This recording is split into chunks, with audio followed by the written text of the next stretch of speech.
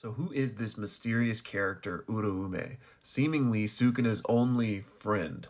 Well, let's talk about it and a bunch of other questions from you guys, but manga spoilers beware. All right, shout out to Kashimo for this question. He actually asked a few, but we're going to tackle this Uraume one first, and he wants me to explain their relationship. So basically, from Sukuna's point of view, in my opinion, this is a relationship, a friendship of convenience. I don't think they're truly friends. I think Sukuna just uses Uraume for his own benefit, and Uraume is cool with that. Here's what Gege has to say on the matter from the fan book. How long has Uraume been with Sukuna? For 1,000 years faithfully. They can cook delicious meals, so they were allowed to stand with Sukuna. And of course, they are a sorcerer. So Uraume is a cook. Sukuna also eats people, but it's hard to cook people. And among the already small pool of people with that experience, Uraume was gifted with that talent. Something like that. So Uraume has a gift for cooking up their fellow man, and that is why Sukuna, again, tolerates them. So I basically look at their relationship as a master-servant type of dynamic. And if something were to happen to Uraume, I think Sukuna would be displeased, but only insofar as he now has lost access to a faithful servant and five-star chef. Not because he was like actually sad Uraume was gone. But before we go to Kashimo's next question, I have this question from Triple Saka, which is exactly in line with it. And he wants to know, who do I think's more likely to return between Gojo and Kenjaku? Because these are both characters that I've talked about having the potential to come back. So Kashimo basically asked me the same thing, and I'm going to move out of the way for anybody that wants to pause and freeze this, but he wants to know what I think about these potential comebacks. Gojo, Kashimo, Yuta Okotsu, Higuruma, Kenjaku, Takaba, and I'm going to throw Nobara in as well because, that's another big one. So to go back to Triple Soccer really quick, between Gojo and Kenjaku, they're so close in my opinion. I think there's more evidence thematically for Gojo, which is stuff I've talked about at length, so I won't bore you guys with it here. I've got several videos if you want to hear me yap about that. But I do think Kenjaku basically has just as good of a chance just because there's so much potential just in his technique and in his machinations that we know are going on. I mean, the man is a literal body swapper. He's the man who seemingly invented turning yourself into a cursed object. There are just many avenues like within the story for him to come back. But again, Gojo, I feel like all of the thematic and symbolism points to him coming back.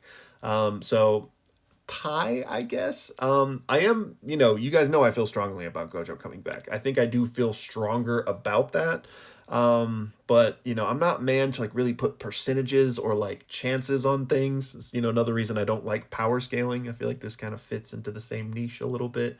So if you made me pick Gojo, but I think they have pretty likely chances, the both of them.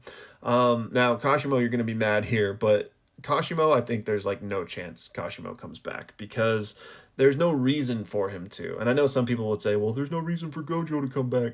But again, I have several videos talking about all of what I think are intentional symbolisms and themes that point to Gojo coming back. Kashimo's point as a character was this unfulfilled desire to like be challenged, to use his curse technique for the first time, right? To understand love, insofar as love is this thing about determining your place in the world and your worth, right?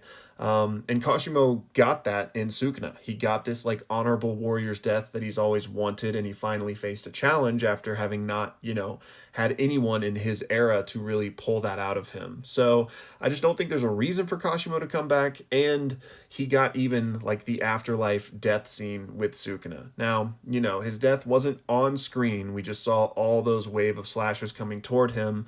But then again, we have this conversation with him and Sukuna that is very reminiscent of the conversation Jogo and Sukuna have after Sukuna kills Jogo. So in my opinion, Kashimo's gone. Very, very low chance of him coming back. I guess never say never though. Yuta Okotsu, I think he's definitely coming back. Or not necessarily coming back. I do think he is, but let me just phrase this differently. I don't think Yuta Okotsu passed away. Rika carried him. We got him to Ui Ui. He got teleported out. I think if something were to happen to Okotsu, it would have been more definitive than that. Like there would have been a different reaction from Rika. Potentially Rika even would have faded away for all we know. But I don't think we've seen the last of Okotsu. Higuruma, a bit more iffy. The presumption we're left with is that he's gone because of, the sword disappearing, but I think the sword also could have disappeared just if he went unconscious. And the fact that he wasn't completely bisected gives me more hope for Higuruma. And again, he got teleported out rather quickly. So, whatever Shoko and the rest of the gang are doing out there, I think Higuruma could come back, but he doesn't necessarily need to. I do think there's some things left to explore with his character that would be fruitful if he came back, but kind of 50-50 on that one. And then Kenjaku, I already talked about a little bit.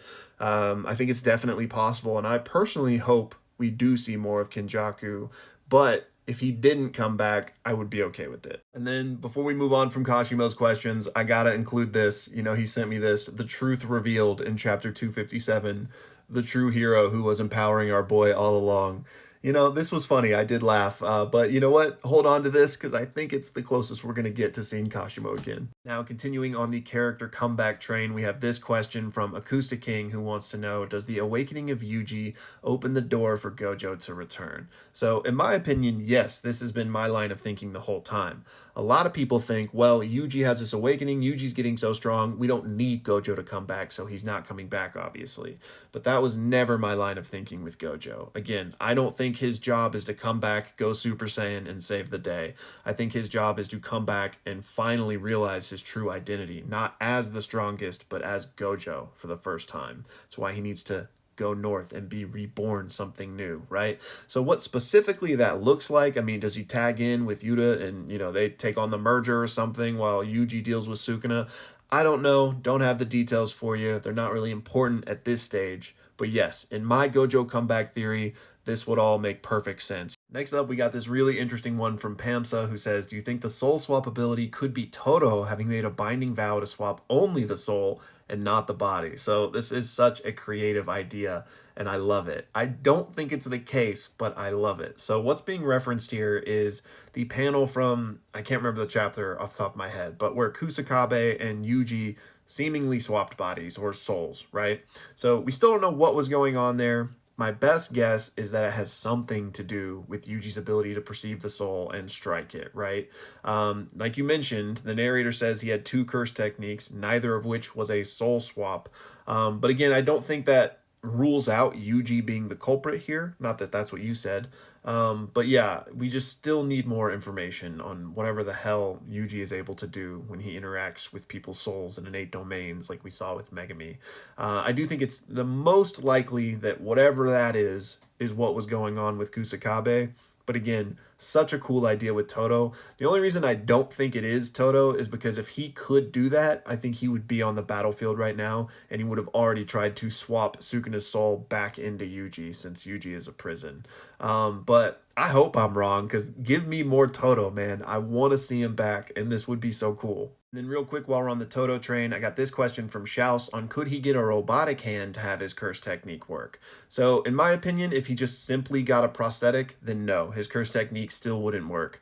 But if we're going to throw in some binding vows and maybe some craziness, then perhaps. And this is something I've talked about. If you check on YouTube and just search for manganimist Todo, you'll probably find it.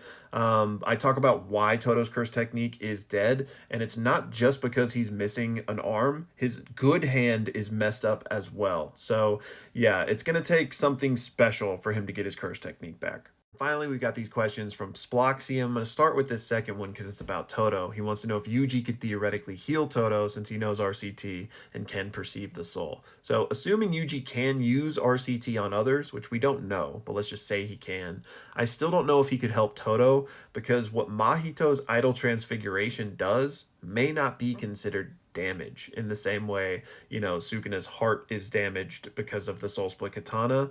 Idol transfiguration may just change your default settings, meaning there's nothing to actually heal. Todo's just new factory settings are he doesn't have a hand. So if it works that way, then Yuji won't be able to do anything about it. But if it is damage, then maybe.